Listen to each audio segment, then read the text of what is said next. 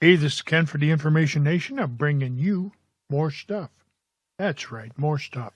Today's going to be a more stuff day. What we're going to do is we're going to go back over some of the stuff that we've reviewed in the past. So sit back, relax, and I'm going to update you on some stuff. As you saw, I started with my Snow Wolf 200. And in case you're wondering, that is from J-Raps. I'm fairly satisfied with the device. Am I overwhelmed by it? No. But I'm satisfied with it. It does a nice job with temperature control.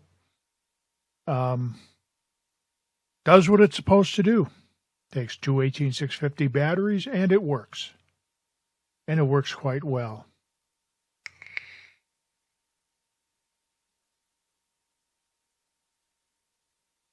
Does a very nice job. Now, one of the things that I wanted to get into, we're going to delve into a little bit. If you make your own juice, if you're making your own juice, once in a while you make a mixture, you say, hey, this really looks like this. They have great flavor and everything. So you put it together, and all of a sudden you get this kind of medicinal taste. And I'm going to tell you how to get rid of that. At least something that works for me. Now, I mixed up a batch of blackberry cherry amaretto. I thought, hey, that'd be a good combination. I don't know, lately I seem to be using blackberry as my main base mix. Then I add a little bit of this, a little bit of that. But blackberry cherry amaretto I thought would be good. So I put the blackberry in there, I put the cherry in there. I added the amaretto. 6% PG, VG, 80% PG, or no, 80% VG, I'm sorry, vegetable glycerin. Put it together, steeped it for a couple of days, came out, threw it in the tank, and went, oh. And it had this medicinal taste to it. I'm going to tell you what you do. You take the juice, and you shake it up really well. That will break down all the different stuff, and you will see, I don't know if you can see it in there, you'll see little bitty bubbles. See them? There you go.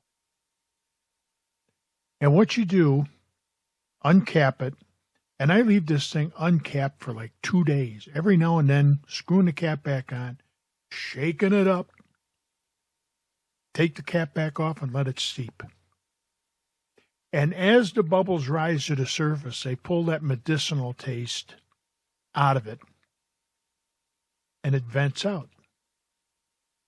So then, and that's all you have to do. Just take it and allow it to sit open, just like that. I use the darker color bottles because I'm not going to go and put them in a closet or anything, because I'll guarantee you the way I do things, I'd end up dumping a whole bunch of juice on myself. And what you end up with a juice that works really nice. I enjoy it. And I've got some blackberry peach amaretto, and I have some blackberry juicy peach amaretto, and I've got to mix some blackberry mango peach amaretto.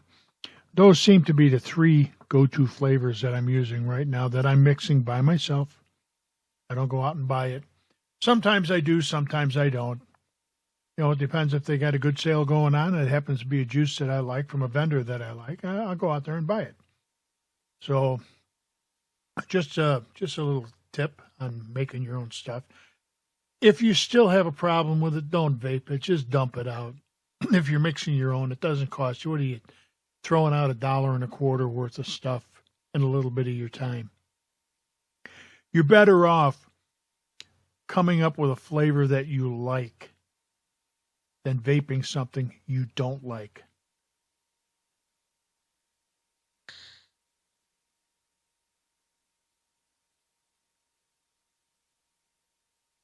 All right, moving right along. The Zephyrus. Had a little bit of a problem with the Zephyrus.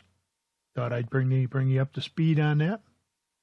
You know, the rings on the Zephyrus, the O-rings, are interchangeable. And I think I've got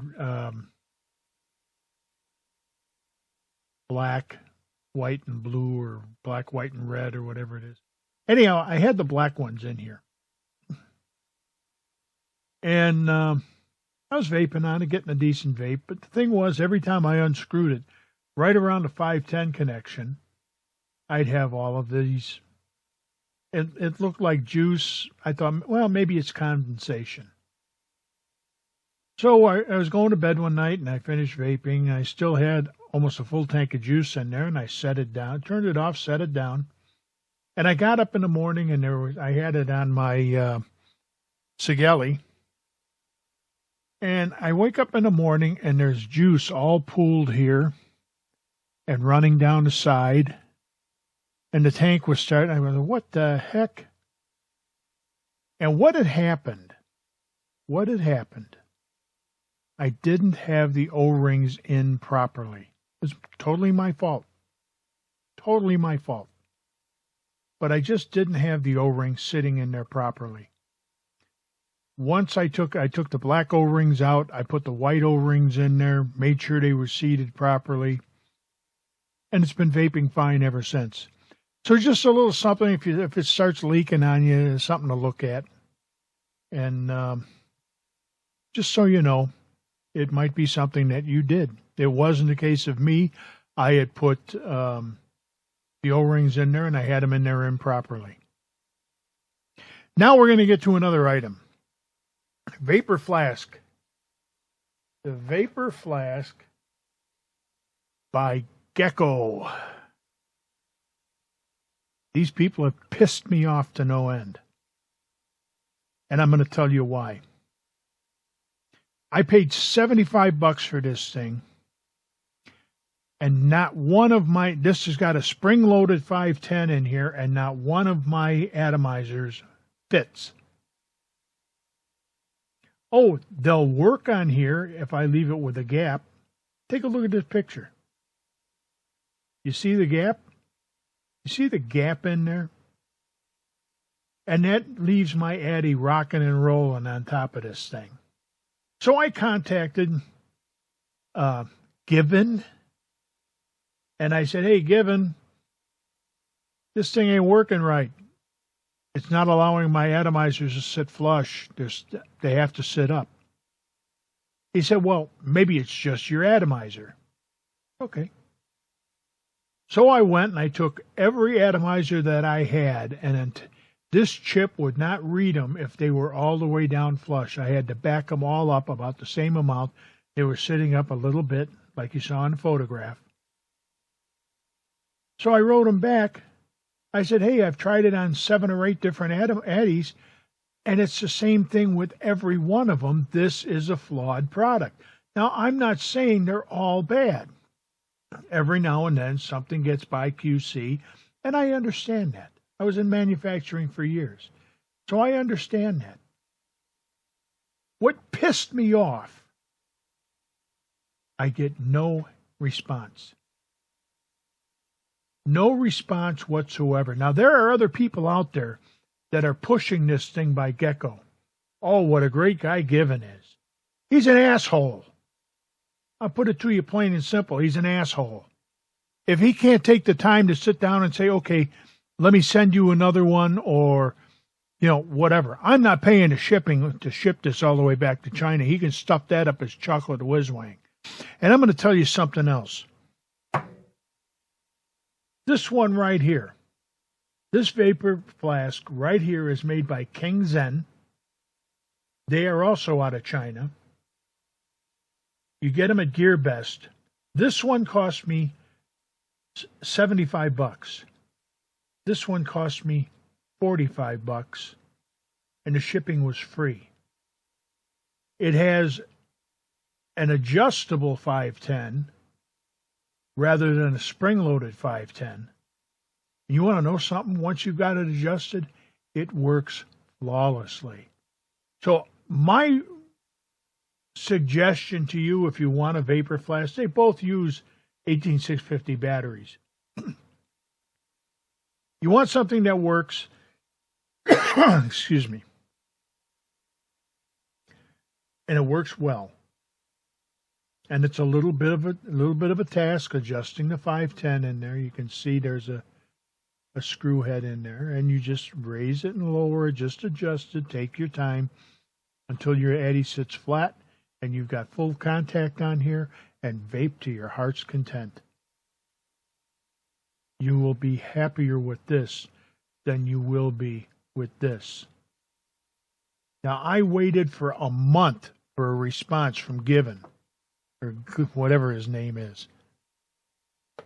He can't respond? Screw him. That kind of ticks me off. You know, I'll put up with a lot of stuff, but bad customer service I will not tolerate. Because let's face it, we spend a lot of money on our stuff for vaping. Now, granted, it's not like buying a carton of cigarettes every week, and you don't want to be smoking them anyhow. I don't anymore. I haven't touched a cigarette in almost over a year and a half. But when your customer service does not take care of the people, you don't deserve to be in business. So, hey, Given, stick it in your chocolate whiz-wang. One other thing I wanted to cover, I was going to rebuild this rebuildable section for the Zephyrus. The one thing I do like about the Zephyrus is you can either rebuild it or you can get coils for it. I finally managed to get one coil in there. The problem is, I want you to look at this. See how it doesn't cover both holes? And I mean, I pushed and prodded and did everything else I could to get it to cover both holes. What'll end up happening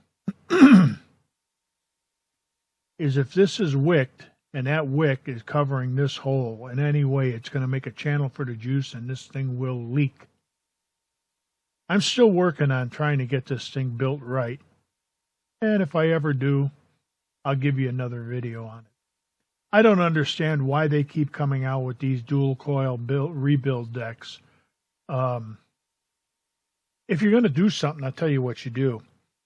And Zephyrus and all the rest of you guys out there building tanks, I'll tell you what you do. Instead of coming up with these dual coil builds, how about for the rest of us who really like single coil? I rebuild single coils all the time, and I like them. The dual coil, not so much. So, hey, that's about all I got for today. This has been Ken for the Information Nation, bringing you more stuff. Hey, subscribe to the channel if you would. Give us a thumbs up. Share the video with your friends, and remember, in the meantime, in between time, ain't we got fun? Have a great day.